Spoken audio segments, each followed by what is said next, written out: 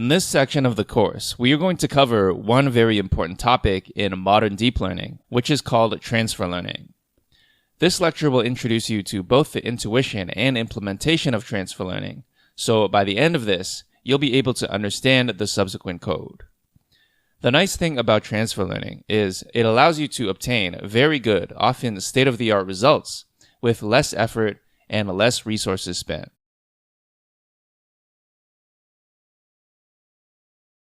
The intuition behind transfer learning is this.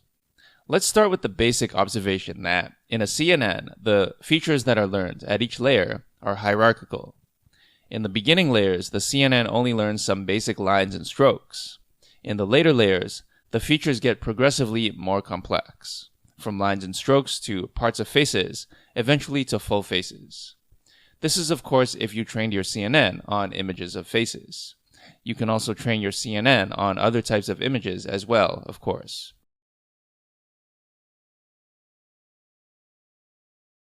But here's another basic observation. We recognize that the initial layers learn to recognize just simple lines and strokes.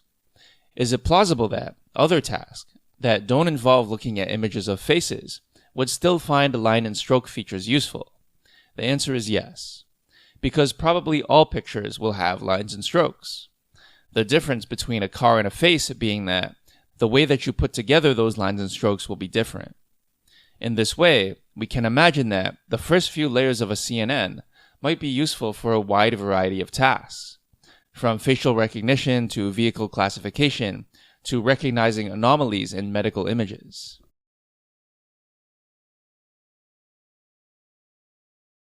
This is the basic idea behind transfer learning. It's the idea that the features that I found for one task could be useful for some other task. Transfer learning really took off in the field of computer vision, so that's what we are going to focus on in this course. Probably the most widely known large-scale image dataset is called ImageNet. This is a dataset that contains millions of images and 1,000 categories, meaning it can recognize 1,000 different objects. Every year, there is a contest to see who can build the best image classifier on this dataset. The nice thing about the ImageNet dataset is because it's such a large dataset containing so many different kinds of images, we can transfer the features learned from this dataset to a wide variety of tasks. Suppose we wanted to build a dog versus cat classifier. That's easy because ImageNet already knows how to classify dogs and cats. Suppose we wanted to build a car versus truck classifier. That's also easy because ImageNet already knows how to classify cars and trucks.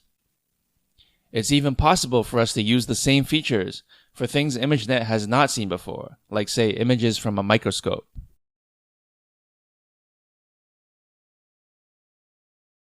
Alright, so that's just the high-level intuition. Let's go deeper and discuss how this will actually work conceptually. First, we recognize that it's not feasible for us to train CNNs on ImageNet ourselves. Although it's a lot less expensive and time-consuming these days compared to the earlier days of deep learning. In the old days, it was common for CNN training to take on the order of days, weeks, or even months. Nowadays, we have distributed training, multi-GPU clusters, and so forth. But at the same time, it's still not really something you want to do on your own. Luckily, many of the major CNNs that have won the ImageNet contest in the past have released their pre-trained CNNs to the public. So there's no need for you to do any hyperparameter tuning, try out different learning rates, and so forth. All that has been done for you, and the results are open source. Doubly awesome is that these pre-trained networks are already included in PyTorch. We'll discuss what they are and how to get them later. Let's say you found a super powerful, state-of-the-art CNN trained on the ImageNet dataset, and now you want to use it to do transfer learning for your specific task. How can you do that? Well, let's start with a picture. This is a picture of a typical CNN. It's a series of convolutions and poolings, followed by a series of dense layers. One perspective on the CNN is that it's made up of two parts. Part 1, which involves convolutions and pooling, make up a feature extractor or a feature transformer. It takes your raw image and converts it into a feature vector, which is a useful representation for ANNs and other machine learning models. Part 2 is just a feed-forward neural network, or an ANN, which we learned about earlier in this course. We can think of Part 1 as the body and Part 2 as the head.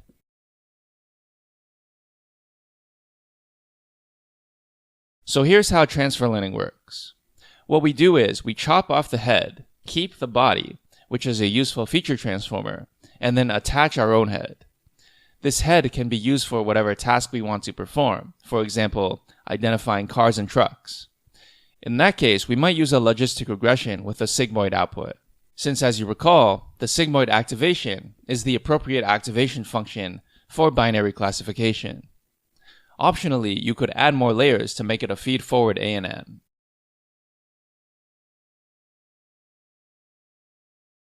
Here's another important detail about transfer learning. There are a few approaches to this, and I'm going to teach you about the most important and the most basic version. The idea is we're going to freeze the weights of the body and only train the head. In other words, only train the logistic regression layer. You can imagine that if we used a gigantic pre-trained CNN with 100 layers, it would train very slowly because we would have to update all the weights of a 100-layer CNN. But by freezing the body, we can simply ignore those weights and only train the weights of our own linear model. The important point is, we don't need to train the convolutional layers because they have already been trained on a dataset much larger than anything we could have gathered ourselves. The weights we already have for those convolutions are very good. There's no need to try to make them better. Instead, we can assume that they give us good features and worry about training the top.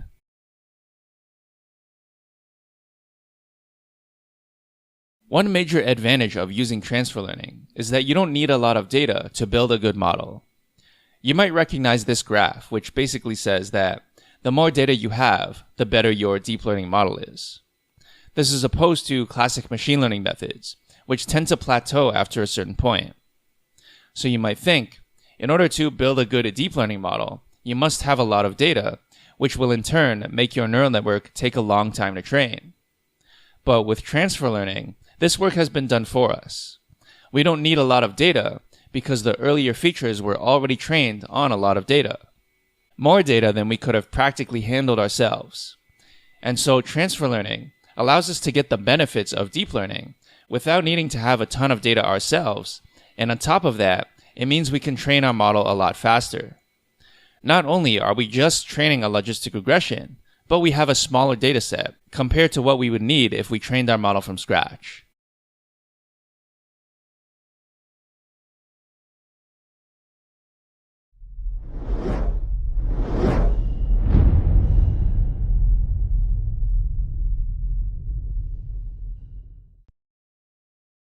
Let's briefly discuss a few of the popular architectures that are used for transfer learning. The first and most popular is probably VGG, which stands for Visual Geometry Group. This is just the name of the research team that created it. When you look at the architecture for VGG, although it got state-of-the-art results at the time, it's not that different from what we already know. It's just the usual CNN with an unusually large number of layers. At least it was a large number of layers compared to other neural networks at the time it was created. So here's how it looks. First we have 2 convolutions followed by pooling. We repeat that once. Then we have 3 convolutions followed by pooling, and we repeat that block 3 times. Finally, we have 3 fully connected or dense layers. As you can see, it's pretty much the same thing as the LeNet, just bigger. We have a series of convolutions and pooling, followed by a few dense layers. Note that there are a few variations of the VGG network, such as VGG16 and VGG19, which have 16 layers and 19 layers respectively.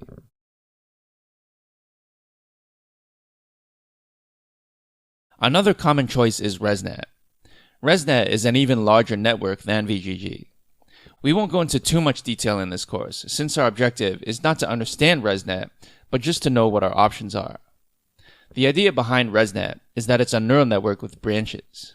Each branch is responsible for learning something different. It turns out that one of the branches is just the identity function, so the other branch is responsible for learning the residual, hence the name residual network. Like VGG, ResNet also has different variations with different numbers of layers. There's ResNet 50 with 50 layers, ResNet 101 with 101 layers, and ResNet 152, which has 152 layers. There are also some ResNets with different architectures, such as ResNet v2 and ResNext.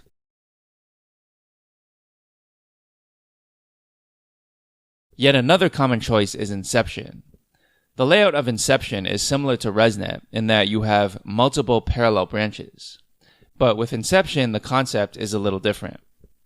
With Inception, instead of just a single convolution going into another convolution, you'll do multiple convolutions in parallel. You'll recall that one of the hyperparameters we have to choose is the filter size. Well, Inception says, why not simply try them all and concatenate the result? So for example, you'll have a 1x1 filter, a 3x3 filter, and a 5x5 filter, and convolve the same input image by all these filters.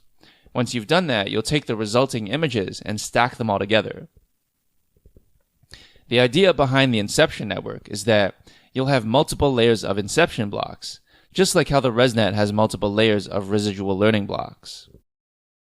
Now I know a lot of people are going to ask, well, which one should I choose? VGG, ResNet, or Inception?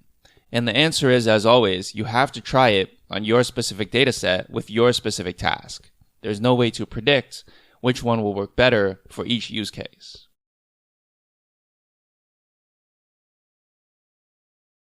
Another popular pre-trained model used for transfer learning is called MobileNet, which specializes in being lightweight. So this one actually does have a specific purpose. Because it's lightweight, there's a trade-off made between speed and accuracy. Generally speaking, the ideal use case for MobileNet is if you want to use convolutional neural networks on less powerful machines, such as mobile devices and embedded devices.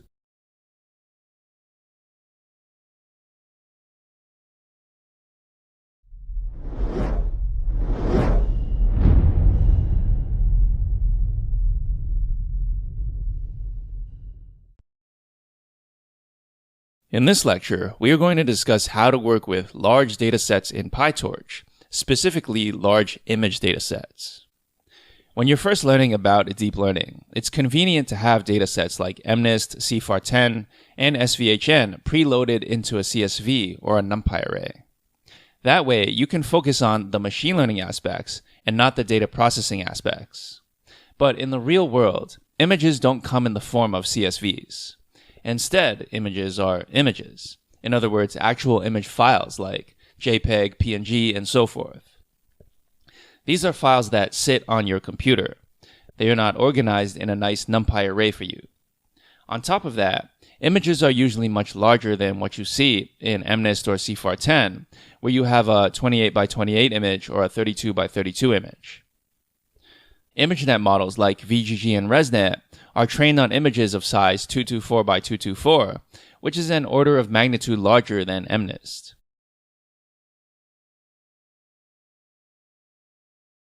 As an exercise, think about how much space you would need to store 1 million images, each of size 224 by 224. Please pause the video until you've calculated an answer.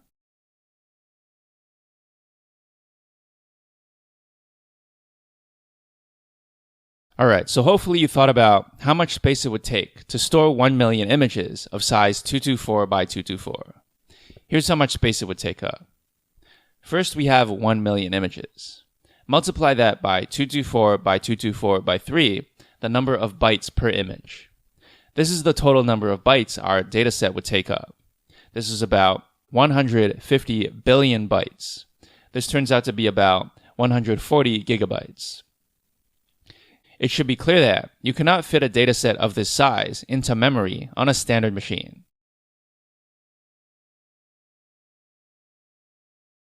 So what should we do? As always, I don't like to give people code without having them first think about how to approach the problem themselves. So let's first take a moment to think about how to approach this problem as an engineer rather than as a simple API user copying code off the internet. First, recognize the difference between a disk and memory.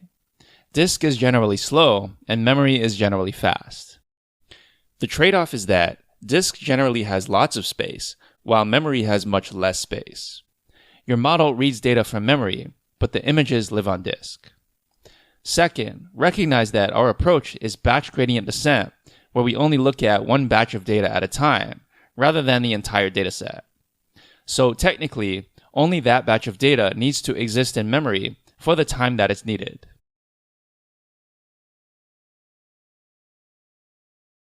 In fact, that's all we need to know. Let's suppose we have two arrays to represent our dataset: a list of file names where the images live, and a list of target labels for those images. Let's say our batch size is 32. In order to do batch gradient descent, all we need to do is loop through each of the arrays 32 items at a time. Inside the loop, we load in those 32 images and store them in a NumPy array. Of course, 32 images is a totally feasible amount to store in memory. 1 million is not, but 32 is just fine. Then we can call a function like model.trainOnBatch, passing in x and y, which will do one iteration of gradient descent on this batch of data. On the next iteration of the loop, we throw out the old data and reassign x and y to the next 32 images. Thus, at any point in time, only 32 images exist in memory. Once they are used, they are forgotten until the next epoch.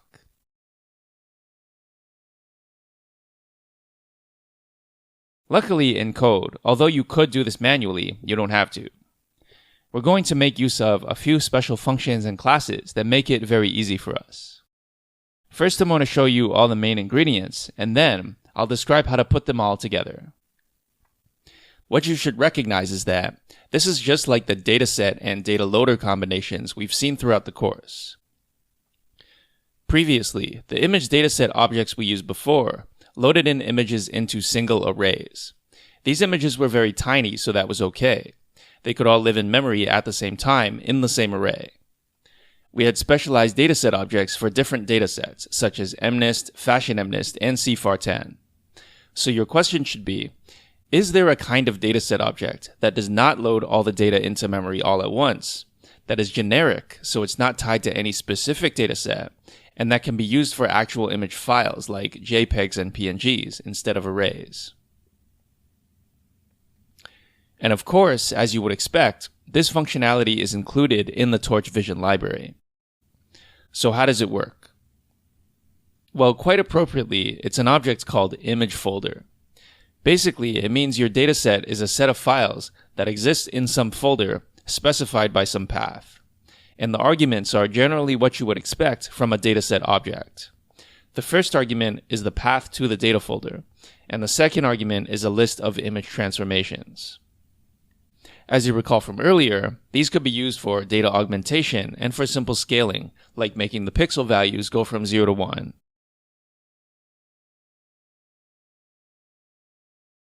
The last thing I want to mention in this lecture is that using the image folder dataset object necessitates a very specific folder structure. This folder structure is very reasonable, so there's no reason for you to not be able to store your data this way. Here's how it goes. First, assume your train and validation data live in different folders. Let's call them train and validation.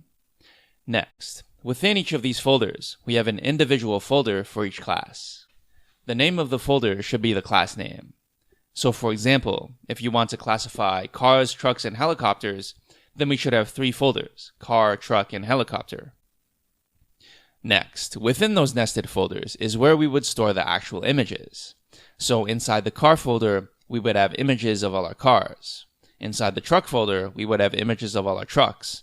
And inside the helicopter folder, we would have images of helicopters. Again, this is just how Torch Vision expects your data to be organized. So if you want to use those built-in functions, then you must conform to this format.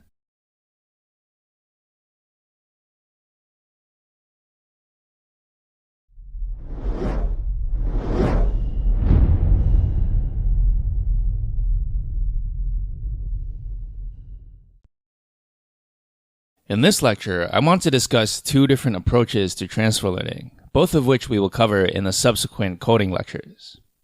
The main issue I want to cover is this. Imagine that the body of our neural network is very large, let's say hundreds of layers. The head, as discussed previously, can just be a single logistic regression dense layer.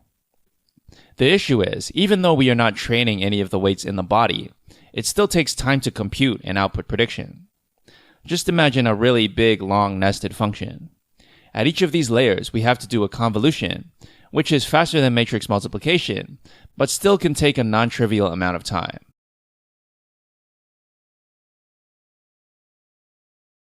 Imagine this computation in two parts. In order to calculate the output prediction, we first calculate a feature vector z using the body of the neural network.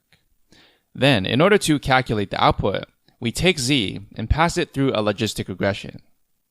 My issue is the first part, calculating z, is what takes a long time.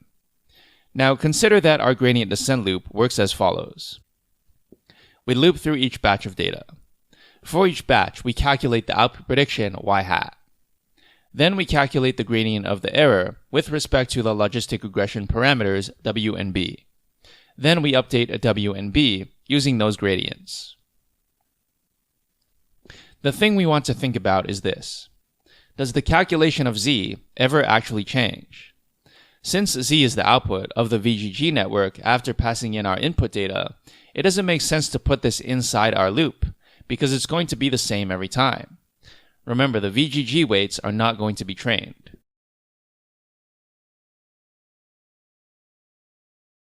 So here's what I propose.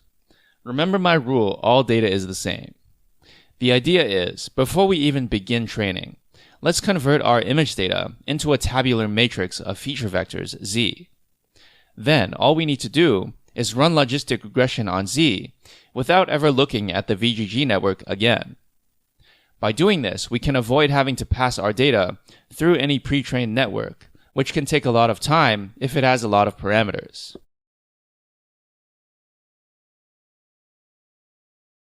Alright, so there's a problem with what I just proposed. What is it? Well, remember that when we create our image data generator, it gives us the option to do data augmentation. With data augmentation, every time we loop over the dataset, the generator modifies the original images just a little bit to help our neural network generalize better. Of course, if x is different on every iteration of the loop, then z will also be different on every iteration of the loop. In this case, we cannot pre-compute z before the training loop begins. The only time it makes sense to do that is if we don't care about doing data augmentation.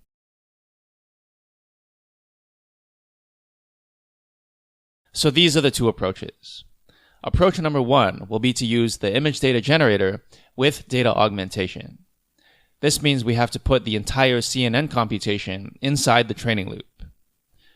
Approach number two will be to pre-compute the feature vector z on the original data x without data augmentation. This means that after transforming the data, all we need to do is train a logistic regression model.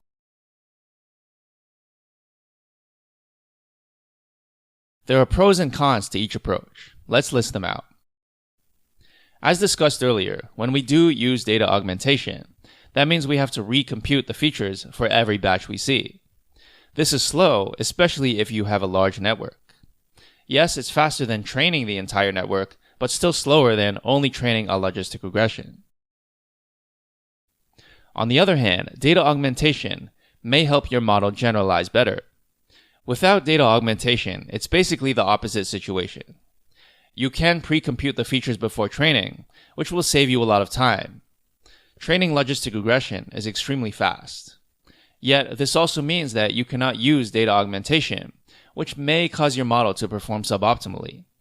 However, it's always worth trying both to see which method gives you the best results for your specific dataset.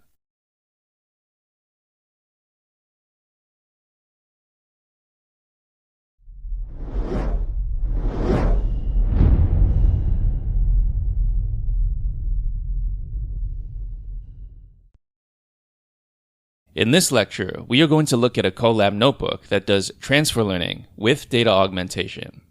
This lecture is going to walk you through a prepared Colab notebook, although a very good exercise, which I always recommend, is once you know how this is done, to try and recreate it yourself with as few references as possible. As usual, you can look at the title of the notebook to determine what notebook we are currently looking at. It's called PyTorch Transfer Learning with Data Augmentation. So at the top, we have all our usual imports. We have one extra special thing, which comes from the Torch Vision library, and that's the Models module. This is, of course, where pre-trained image networks are accessible from. We have some other minor new imports as well, but you'll see how those are used as we go along. Next, we download the data, which is called the Food 5K dataset. This dataset is a set of images of food and non-food items. So it's a binary classification dataset, and your job is to classify whether an image is food or not food. The next step is to unzip the file. Since there are a lot of files, we're going to use the QQ option to suppress the output.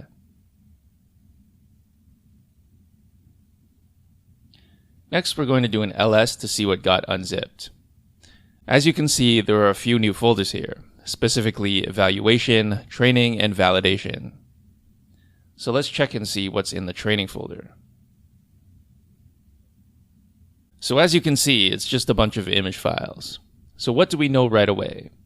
Well, we can see that this is not in the format we need in order to use the image folder dataset object. What we are looking for is one folder for each class of images. What it looks like, though, is that all the images for one class start with a 0 in the file name, whereas all the images for the other class start with a 1. Of course, we shouldn't try to guess whether that's true or not. We should at least do a sanity check to make sure that this is actually true.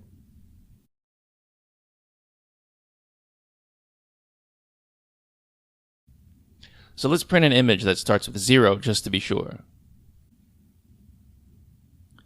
So I've chosen 0808, but you should try other images yourself too. Alright, so this is a flower, which is not food. Next, let's try an image that starts with 1. I've chosen 1616. As you can see, this appears to be food. It looks like pizza. Again, try a few other images yourself to see if all the zeros are non-food and all the ones are food.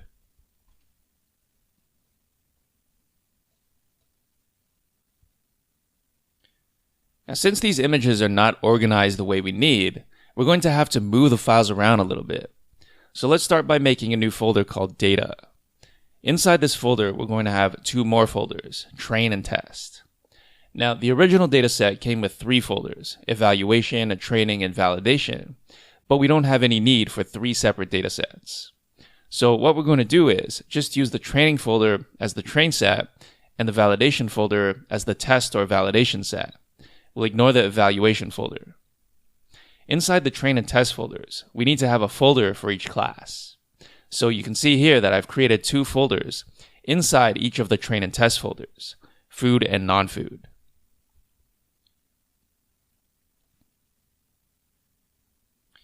Next, it's just a matter of moving the images. Moving is better than copying in this case, since we don't want to take up too much space and waste time replicating the data on disk. So you can see here that I'm taking all the files that start with 0 and end in JPEG and moving these to the corresponding non-food folders. I'm taking all the files that start with a 1 and end in JPEG and moving these to the corresponding food folders.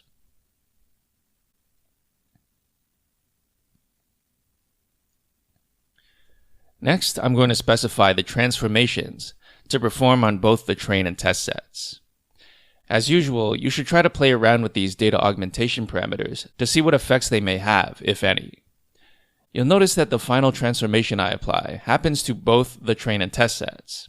It's a normalize, which, as you might expect, does normalization, and I've specified what appears to be just a bunch of random numbers. So what are these random numbers and why are they there? Well, you'll have to remember that these are pre-trained networks with very specific weights. So we can't just pass in any image in any way we want into this neural network. We have to transform our image in the same way that the original authors of the neural network did. Otherwise, our input won't make any sense. So this is more or less like that. There are some additional details that I don't want to get into. Now you'll notice that there are many more transformations we're applying to the test set, which may seem odd. You might think, why are we applying data augmentation to the test set? And actually, we're not. So these transformations are static transformations. They don't augment the data. They're just necessary for the neural network to work. So the first transformation, which of course has to be applied to both datasets, is the resize. CNNs work on image batches of constant size, so first we'll resize to 256 by 256. After that, we crop the image to be of size 224 by 224. Okay, so that's why we have some transformations on the test set. Now you notice that the trained data has a few additional steps in between, so random rotation, color jitter, and so forth. As mentioned, you should feel free to play around with these, change the order, and so on.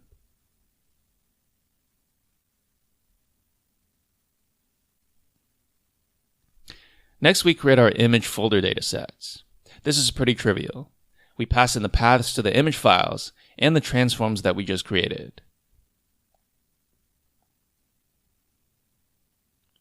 Next, we create our data loader objects as usual. Next, we define our model. So this is going to look very different from what you're used to. First, we grab the VGG16 model, which is located in the Torch Vision Models module. We set pre-trained equal to true because we want pre-trained weights and not random weights. Next, we freeze the weights so that these weights are not updated during training. We can accomplish this simply by looping over the model parameters one by one and setting the requires grad attribute to false. Next, we print the model. So you can see that it's a very large model. Importantly though, it has a structure we've seen before. So the first part is a sequential that wraps all the convolution and pooling layers. As you can see, this is attached to an attribute called features. Next, we have an average pool 2D. And finally, we have another sequential that wraps the dense layers. And this is attached to an attribute called classifier.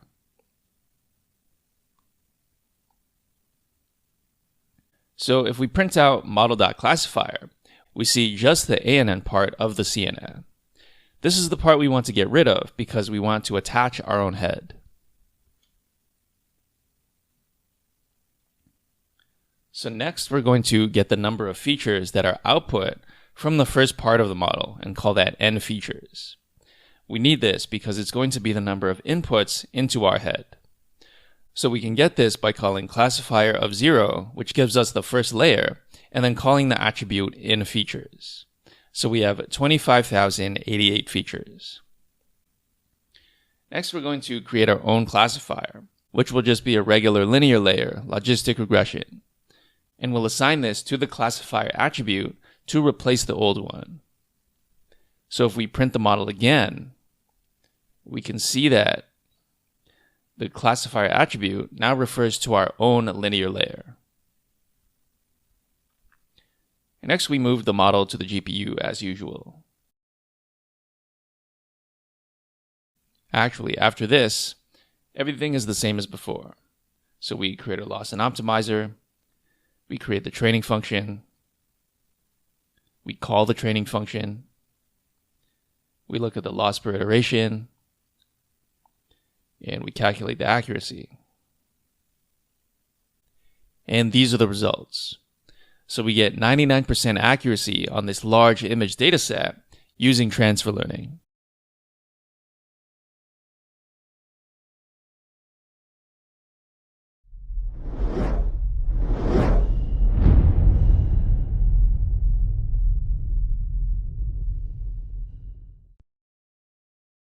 In this lecture, we are going to look at a Colab notebook that does transfer learning without data augmentation.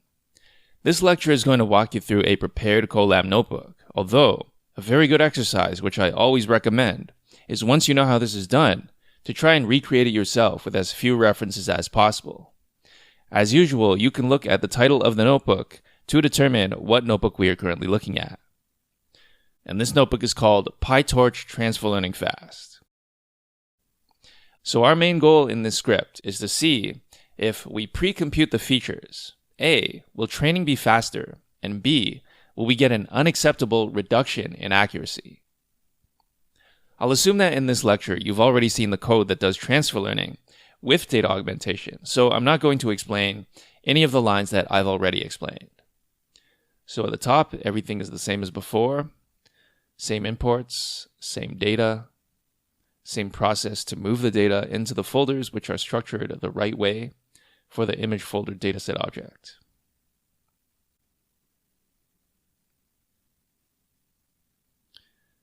Okay, so when we get to the transforms, you'll notice that we only have one.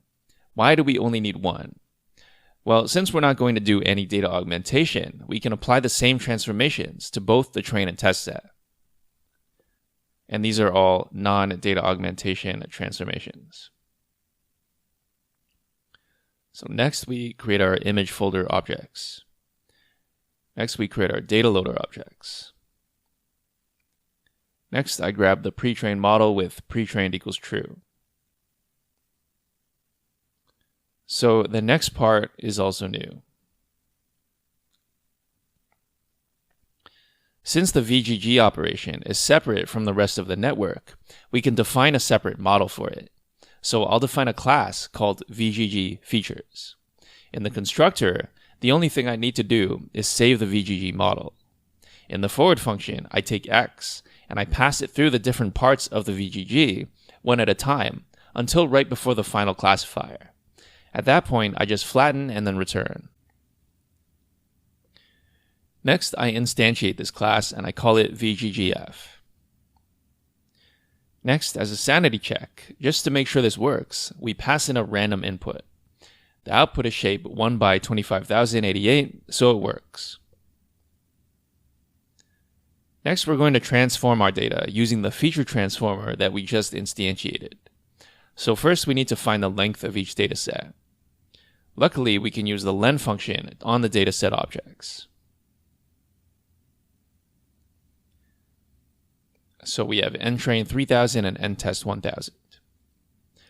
Next, we're going to grab D, the feature dimensionality. This is the size of the output of the VGG transformer, which is equal to 25,088.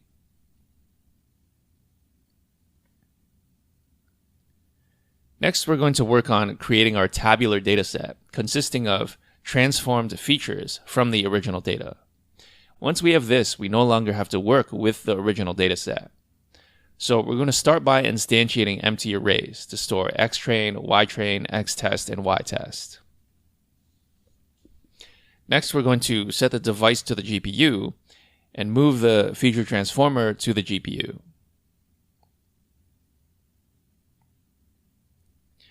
Next, we're going to populate xtrain and ytrain. We can do this by looping over the train dataset. So on each iteration, we start by moving the inputs to the GPU.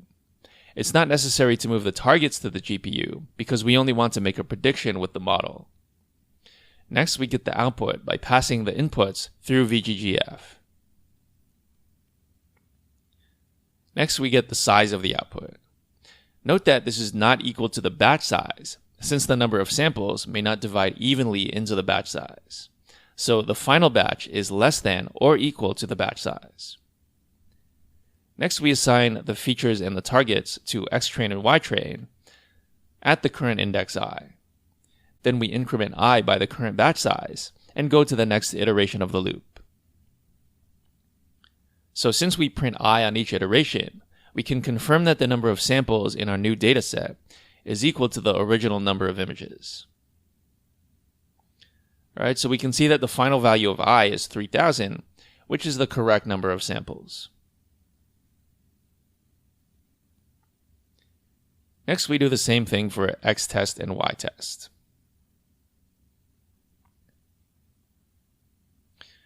So one thing that's interesting to check is the min and the max of the feature values. As you can see, the max in xtrain is about 62, which should seem weird to you because you should expect values in a neural network to be somewhat normalized. Since we're using a ReLU activation, the minimum value was 0.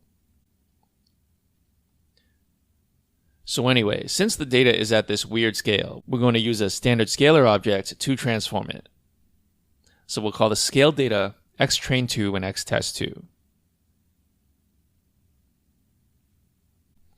Now, because the next step is to do logistic regression, there's no actual reason we need to use PyTorch. In fact, we can just use the logistic regression that's built into scikit-learn. So let's do that. As usual, it's just fit and predict, which I've taught you for free in the past, so everybody knows this. And as you can see, we do very well. Just as well as when we did use data augmentation, in fact. So maybe data augmentation wasn't so useful in this instance.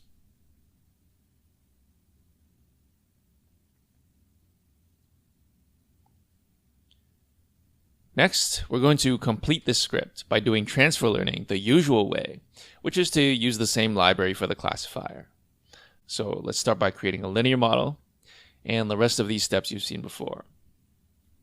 So we move the model to the GPU, create the loss and optimizer, make some tensor dataset objects, create the data loaders, define the training function,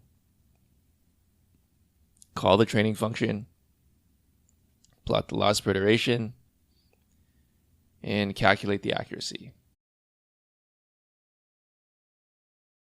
And so we end up with pretty much the same result.